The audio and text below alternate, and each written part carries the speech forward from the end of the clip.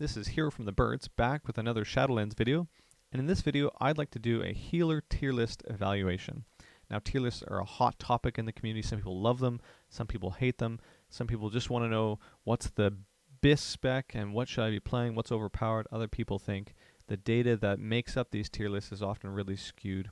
I want to look at a slightly different approach for tier lists. That's breaking them down into 4 major types of World of Warcraft raiders.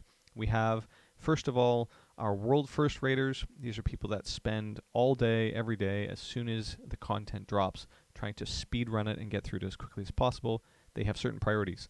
Then you have your cutting edge mythic people, those who actually complete the mythic content in Castle Nathria and actually achieve cutting edge, but have done so at a slower pace and therefore acquired a lot more gear and borrowed power. They have slightly different priorities, and I want to evaluate their healer setups based on those kinds of needs. Then you have your elitist mythic raiders. These are the people that are sometimes found in a number of these groups, but as a whole they tend to have a kind of toxic approach to the game and care about things like logs especially and overly, or they care about a particular set of organization. They have their own kind of tier list and will evaluate why they do what they do. And then finally we have this larger group, the majority of the raiders who are in AoE, TC, heroic stuff. Maybe they dabble in mythic. A lot of them are casual as far as their gameplay. They only maybe raid a couple hours a week. And I want to suggest for them a kind of tier list that they can approach based on some other priorities. World first raiders. Here's how I see the breakdown. You must have a holy paladin, largely for the DR. You're going to have a disc priest. You're going to have probably a resto shaman. To fill out that core, you might have one of the other ones, perhaps another disc priest, perhaps another resto shaman. And then the other 3 healers are likely not going to appear in our world first race. Why is that? It's very, very straightforward. You do not have access as a speedrunner of a game to all the same tools and resources that everybody else will have. If you're trying to compress into a short amount of time the completion of the content, you need really skilled players, and you need people who can squeeze the best out of a bad situation.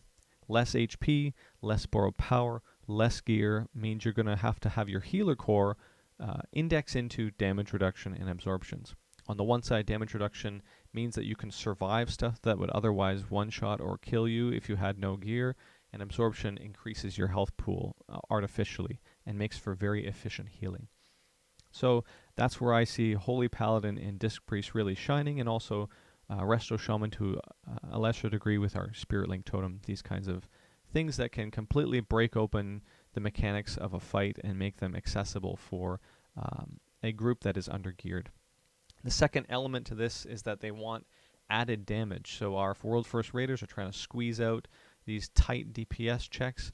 Disc Priests especially, but also to some degree melee Paladins and also Resto Shaman have a lot of added damage, and they would probably prefer it to be passive, meaning you're doing your rotation and you're adding in damage just by doing it, and Disc Priests are the best at this sort of thing. So that's another key element that you want your healer core to add is damage.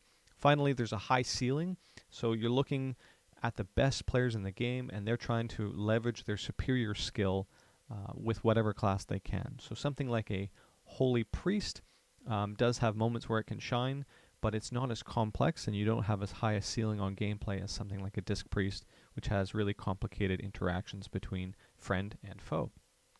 Finally, most of the time in all the raids we've seen in the past, we are going to be dropping healers where possible in order to add a DPS.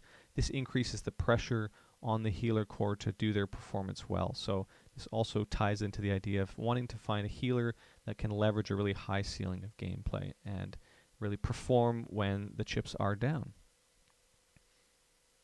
Next we have our cutting edge mythic raiding core. And I think you'll probably see this kind of a layout as far as a tier list of desirable healers. Disc Priest still remaining really high, and I think here actually Holy Priest we're going to see coming out of the woodwork. Alongside it still I think a Resto Shaman, and then the value of Mistweaver and Druid going up a little bit more than Paladin. And part of the reason why I think this is going to be true for cutting edge mythic guilds These are the people who raid maybe 3 days a week or something like that, but don't have necessarily all the time to put into it. They're not racing for world first, but they want to complete the content.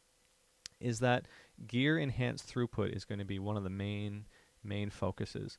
You are going to have access to all your borrowed power. You're going to have access to all kinds of extra throughput through high gear levels and high legendary levels. The need for DR in those cases goes way down, but you still want to probably balance out both a proactive style and a reactive tool, mixing it together. In other words, you don't necessarily have the cream of the crop of players, so you're going to make mistakes. You want to have different healers that can pump out throughput if needed in a reactive way. And also, you kind of want to have a well-planned healer CD rotation. What I see here for Holy Priest coming up, and people might disagree on this point, is they offer a couple of really premier throughput buttons on demand that can be rotated really quickly. We saw as BFA came to a close and people had insane amounts of gear, that classes like Holy Priest could, and even Mistweaver monks to some degree based on some of the ways they were broken, could basically keep a raid alive almost all by themselves. Other healers could do this, but these kinds of throughput healers gain a lot of value when you can tag on a ton of gear and you have people who maybe aren't quite as skilled and are going to make mistakes. So I see Disc, then Holy Priest, and Shaman still at the top. Paladin's going to fall way off, partly because their approach involves introducing extra damage, but only in melee. And the DR from Aura is not quite as valued because people can take the hits from AoE spells or single target nukes or the rot damage coming out of the dots through Castle Nathria. So it won't be as significant. But, however, the second part, you still want added damage, and there's going to be this sense that we want our healers to still be contributing. The difference, in my opinion, between the world first focus on this and a cutting edge mythic guild is there's going to be actually more downtime in order that you can DPS due to gear, and I think Holy Priest is actually going to shine. They seem to do a lot of damage when they don't have to be doing healing. So coupled together with intense, strong throughput coming through gear and the ability for them to add damage, I think especially Resto Shaman and Holy Priest are going to be able to pump out a lot of damage. Holy Paladin does do pretty good passive damage, but it's not on the same scale, and it has to be in melee for it. So that's my prediction for, and maybe my suggestion to cutting-edge mythic guilds to consider. If you are not going to be pursuing world first, here are some of the things for you to think about. Next, we have this kind of meme category. I'm kind of making fun of those who make tier lists, and I'm sort of doing one myself, but here's what our elitist mythic raiders are really after. They put a high premium on meta perception, so that includes all the YouTube content that goes out about this, maybe including this video. It includes all of the discussions in Discords. It includes all the stuff on streams that we see where people say, well, this guild's going to do this, and this guild's going to do that. So they're really on top of it, and they're going to shape it from a meta perspective first, not necessarily looking at all the data. They're going to be looking at how can we top Warcraft log meters when we get into Shadowlands. So what specs can I use to get into these guilds, and I can just slam my buttons and pump it out, or give myself all the innervates so that I can do insane amounts of healing, that kind of stuff. They're also usually fairly rigid in the way that they've predetermined how healer comps should go. So our elitist mythic raiders are going to, spit on holy priests and druids and mistweavers because they're just not the right meta choice.